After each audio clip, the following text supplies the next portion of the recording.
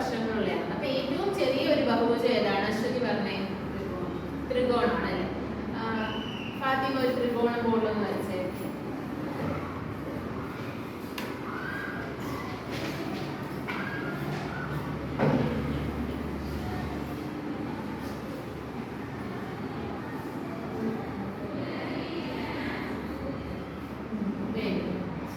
അപ്പോ ത്രികോണത്തിന്റെ കോണുകളുടെ തുക എന്താണ്? തീർത്ത് പറഞ്ഞേ.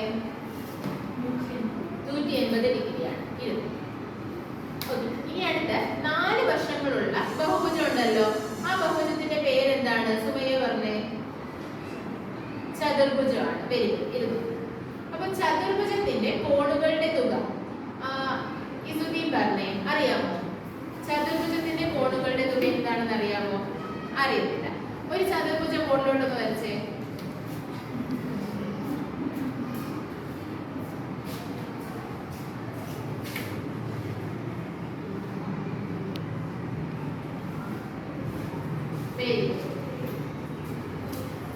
ഈ ചതുർഭുജത്തിന് ഞാൻ ABC എന്ന പേര് കൊടുക്കുകയാണേ. അപ്പോ ഈ ഒരു ചതുർഭുജത്തിന് നമുക്ക് എത്ര വികരണം വരയ്ക്കാൻ പറ്റും? 2. അതിലൊരു വികരണം ഒന്ന് അംശം വരച്ച് ഒരു വികരണം വരച്ചാൽ ഓക്കെ. അപ്പോ ഈ ഒരു ചതുർഭുജത്തിൽ നമുക്ക് എത്ര ത്രികോണം കിട്ടി? ആശ്വതി എന്ന് പറഞ്ഞേ. 2 ത്രികോണം കിട്ടി. അങ്ങനെയാണെങ്കിൽ ഈ ഒരു ചതുർഭുജത്തിന്റെ കോണുകളുടെ തുക എന്തായിരിക്കും? നമുക്കറിയാം ത്രികോണത്തിന്റെ കോണുകളുടെ തുക എന്താണ്? ത്രികോണത്തിന്റെ കോണിന്റെ തുക എന്താണ്? 180. അങ്ങനെയാണെങ്കിൽ ഈ രണ്ട് ത്രികോണമുള്ള കോണുകൾ ചതുർഭുജത്തിന്റെ കോണുകളുടെ തുക എന്തായിരിക്കും? അജ്മല പറഞ്ഞേ.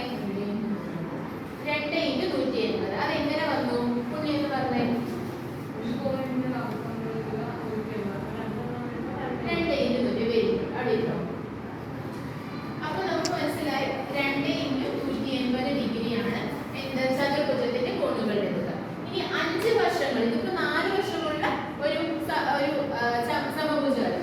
അപ്പോ ഒരു ബഹുഭുജമല്ലേ? അങ്ങനെയാണെങ്കിൽ 5 വശമുള്ള ഒരു ബഹുഭുജത്തിന്റെ പേര് പറഞ്ഞേ. ആശ്വിൻ പറഞ്ഞേ. 5 വശങ്ങളുള്ള ബഹുഭുജത്തിന്റെ പേര് പറഞ്ഞു. പഞ്ചഭുജം. ആ പഞ്ചഭുജം ഒന്ന് വരച്ചേ ബോർഡിലേക്ക്.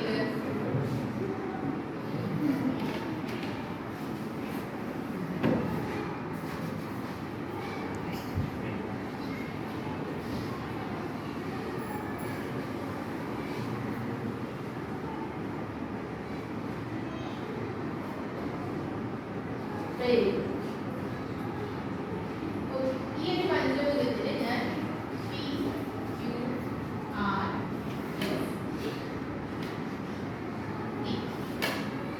അപ്പോ PQRS എന്ന് പറയുന്ന ഈ പഞ്ചഭുജത്തില് നമുക്ക് എത്ര വികരണം വരയ്ക്കാം? എത്ര വരയ്ക്കാം?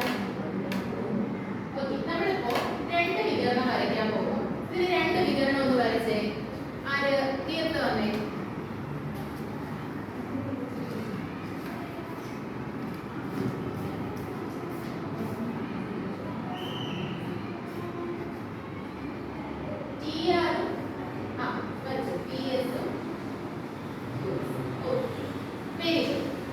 അപ്പൊ നമുക്കിപ്പോ ഇവിടെ എത്ര ത്രികോണം കിട്ടി? ഈ ഒരു പഞ്ചഭുജത്തില് 3 ത്രികോണം കിട്ടി. അങ്ങനെയാണെങ്കിൽ പഞ്ചഭുജത്തിന്റെ കോണുകളുടെ തുക ആണ് നമുക്ക് കണ്ടുപിടിക്കുന്നത്. അപ്പൊ ഇതിൽ നിന്ന് നമുക്ക് എന്ത് മനസ്സിലായി? നമ്മളിപ്പോ എന്താണ് കണ്ടുപിടിച്ചുകൊണ്ടിരിക്കുന്നത്? അതായത് ഓരോ ബഹുഭുജത്തിന്റെ കോണുകളുടെ തുകയാണ് കണ്ടുപിടിക്കുന്നത് അല്ലെ? അങ്ങനെയാണെങ്കിൽ ഈ പഞ്ചഭുജത്തിന്റെ കോണുകളുടെ തുകയാണ് നമ്മൾ കണ്ടുപിടിക്കാൻ പോകുന്നത്. ആര് പറഞ്ഞേ? ഇതിൽ എത്ര ത്രികോണം ഉണ്ട്? 3 ത്രികോണം ഉണ്ട്. അപ്പൊ പഞ്ചഭുജത്തിന്റെ കോണുകളുടെ തുക എന്തായിരിക്കാം? 3 × 180. 180 എന്ന് പറയുന്നത് എന്താണ്? ത്രികോണത്തിന്റെ കോണുകളുടെ തുകയാണ്. അപ്പൊ അജ്മൽ ഒന്ന് വന്ന് എഴുതിയേ.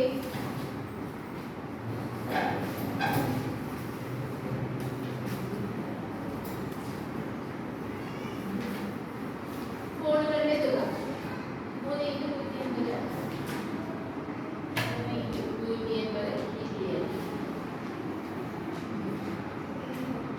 എത്രയാണെന്നുള്ളത്